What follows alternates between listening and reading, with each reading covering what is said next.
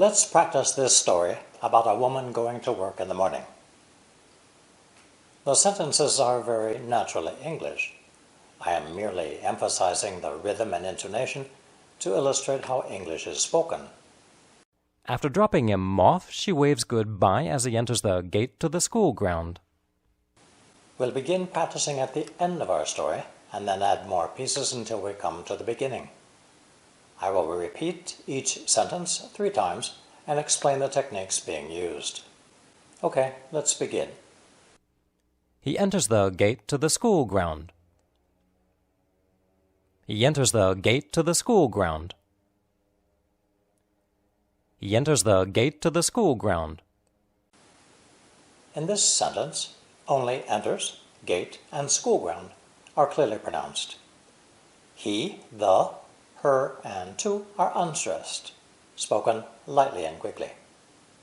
There is a linking of sounds between he and enters. Listen. He enters. He enters. He enters the gate. You'll notice that the T of gate and the T of to are also linked together into one slow T sound, which is very common in English. To, of course, is unstressed. Listen. Gate to, gate to, gate to the school ground. Now, here's another piece of our picture, so we put the 2 parts together. She waves goodbye as he enters the gate to the school ground. She waves goodbye as he enters the gate to the school ground. She waves goodbye as he enters the gate to the school ground. The emphasized words are waves and goodbye. The unstressed, lightly pronounced words are she and as. There is linking between as and he. As we've seen in previous videos, the H sounds of personal pronouns and adjectives, he, him, his, and her, are dropped for fluency, like this. As he enters the gate. There is another linking between goodbye and as. Goodbye as. Goodbye as. Goodbye as he enters the gate. The final result sounds like this. She waves goodbye as he enters the gate to the school ground.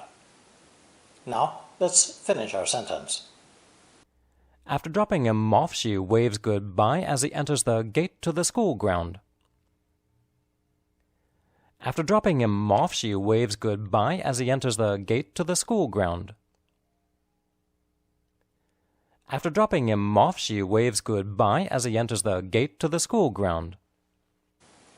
The emphasized words are dropping and off.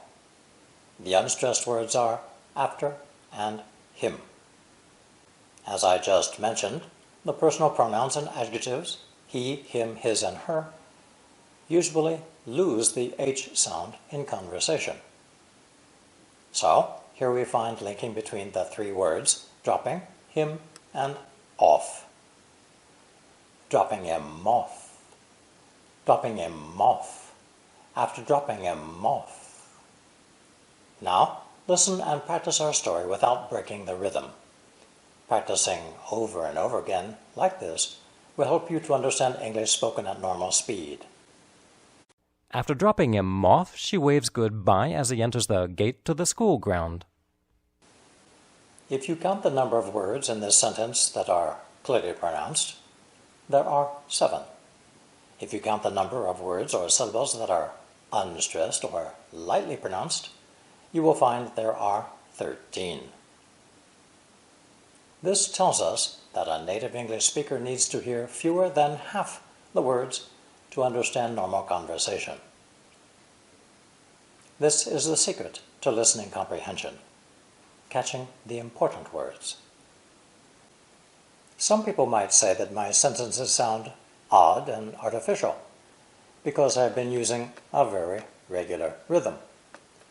However, if we don't want other people to fall asleep while listening to us, we do read and speak in this way.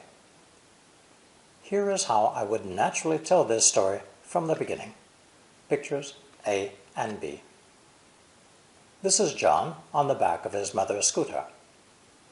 On her way to work every morning, Mrs. Black takes her son to school.